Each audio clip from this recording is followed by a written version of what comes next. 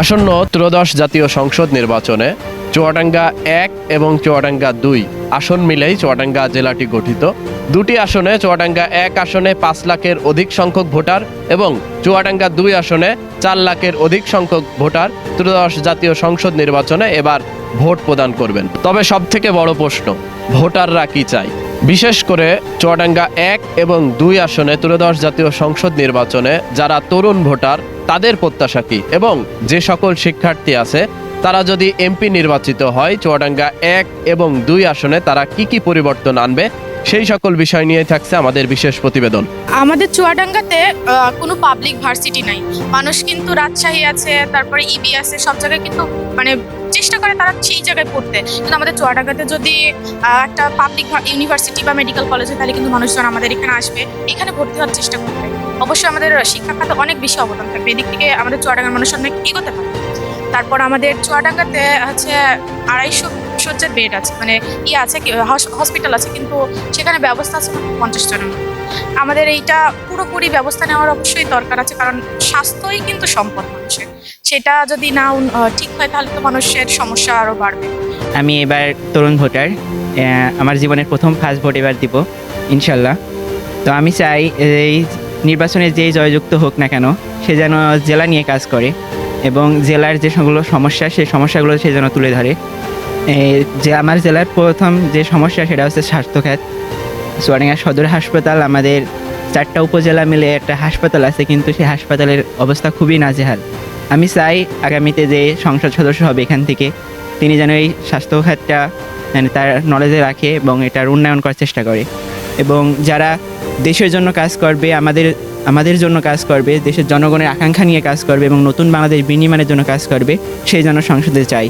এটা সীমান্তবর্তী এলাকা হওয়ার কারণে এখানে আসলে মাদকের বিষয়টা অনেক বেশি চর্চা হয়ে থাকে। এখানে মাদক চারিদিকে অতিরিক্ত মাদকের কারখানা মতো হয়ে গেছে আসলে চুয়াডাঙ্গা। এখানকার যুবক সমাজ মাদকের কবলে পড়েছে। এখানে মেয়েরা সন্ধ্যার পরে বের হতে পারে না, এইসব মাদক দ্রব্য আক্রান্ত হচ্ছে মাদকাসক্ত ছেলেদের কারণে চুয়াডাঙ্গাতে মেয়েদের আসলে সেমন নিরাপত্তা নেই। সন্ধ্যার পরে তো বেরিয়ে হওয়া যায় না ওদের জ্বালাতনের কারণে। তো পরবর্তী যে প্রার্থী আসবে তার কাছে আমার একটাই চাওয়া যে এই মাদকটা আমাদের চুয়াডাঙ্গা থেকে যেন বন্ধ করা যায় এবং এর কারণে যেন আমাদের নিরাপত্তাটা যেন নিশ্চিত করা যায় আমাদের মেয়েদের জন্য। এইটুকুই চাওয়া আমার। আমি এই মুহূর্তে বলতে পারি চুয়াডাঙ্গা ১ এবং ২ আসনের যে নির্বাচনকে কেন্দ্র করে যে নিরাপত্তাটা সেটা সরকার খুবই কন্ট্রোলে রেখেছে, নিরাপত্তা খুব জোরদার আছে। কিন্তু আমি চাই আমাদের যে আগামী নির্বাচন ১২ ফেব্রুয়ারি সেই নির্বাচনের দিন এই জোরদারটা আরও ভালো হোক, যাতে আমরা যারা তরুণ ভোটার এবং সাধারণ ভোটাররা আছি তারা যাতে সুষ্ঠুভাবে ভোটার কেন্দ্রে গিয়ে আমাদের নিজেদের পছন্দের প্রার্থীকে ভোট দিয়ে আবার সুষ্ঠুভাবে বাড়ি ফিরতে পারে। এটাই সরকারের কাছে আমার কামনা, এবং আমি চাই যে সরকার আমাদের এই সুরক্ষাটা দিবে। এই বাংলাদেশই তো আমরা চেয়েছিলাম। আমি যদি চুয়াডাঙ্গা ১ আসনের এমপি হতাম তাহলে সর্বপ্রথম চুয়াডাঙ্গায় নির্মাণাধীন যে ওভারপাসটা আছে সেটা আমি নির্মাণ কাজ সম্পূর্ণ করতাম। আর দ্বিতীয়ত চুয়াডাঙ্গায় কৃষির ব্যাপক একটা মানে সম্ভাবনা রয়েছে, যেখানে তাও এটা সম্ভাবনা থাকা সত্ত্বেও চুয়াডাঙ্গায় কোনো কৃষি গবেষণা কেন্দ্র নেই। আমি সেটা সর্বপ্রথম তৈরি করতাম যাতে কৃষির গবেষণাটা ঠিকঠাক করতো আর ব্যাপক সম্ভাবনাটা সারা বিশ্বে ছড়িয়ে পড়তো। আর আমি চাই আরেকটা বিষয় তৃতীয়তে, যেটা চুয়াডাঙ্গায় সড়কগুলোতে সিসি ক্যামেরা স্থাপন করতাম যাতে নিরাপত্তাটা একটু ভালো থাকে, আর নিরাপত্তার চাদরে আমি চুয়াডাঙ্গা শহরটাকে ঘিরে ফেলতাম।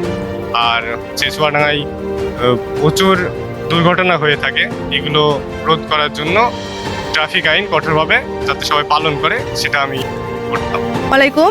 সামনের দিনে যে এমপি হিসেবে আসবে তার কাছে আমরা নারী হিসেবে আমাদের চাওয়া হচ্ছে যে কর্মসংস্থান, আমরা মেয়েরা অনেক দিকে অনেক পিছিয়ে আছে, তারা যেন আমাদের এগুলো দেখাশোনা করে।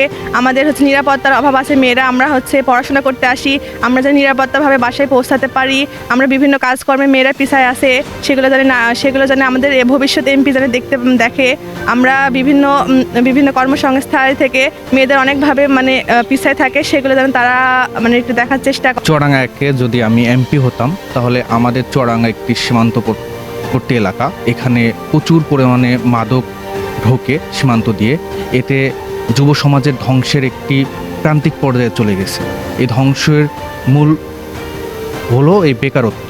এই বেকারত্বটা আমি যদি এমপি হতাম, যে কর্মসংস্থান তাদের সৃষ্টি করার জন্য আমাদের যে চুয়াডাঙ্গাতে কলকারখানার সৃষ্টির যে চেষ্টা বা আমাদের কৃষিখাতটা এখানে আমি বিপুল পরিমাণে উন্নয়ন করার চেষ্টা করতাম বা একটি আধুনিক চুয়াডাঙ্গার রূপনয়ন করার জন্য আমি চেষ্টা করতাম। এটা আমার প্রথম ভোট, এই বছরে আমি প্রথম ভোটার হয়েছি।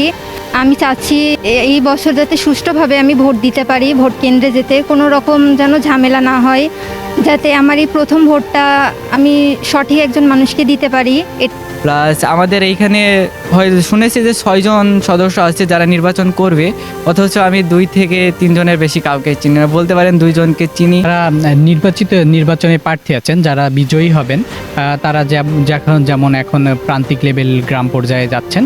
তো নির্বাচিত হওয়ার পরে আমরা চাইবো যেন সাধারণ মানুষের পাশে থাকেন এবং সেই প্রান্তিক গ্রাম পর্যায়ে পৌঁছে সকলের যে সমস্যাগুলো আছে তার সমাধান করার চেষ্টা করব।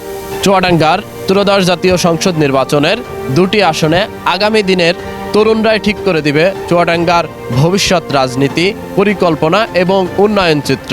দেখছিলেন ভোটের দ্বারপ্রান্তে তরুণদের চোখে চুয়াডাঙ্গার 2টি আসন। সাকিব আল হাসানের ক্যামেরায় মোহাম্মদ আল মুতাকাব্বির, চুয়াডাঙ্গা সরকারি কলেজ, চ্যানেল ডিও।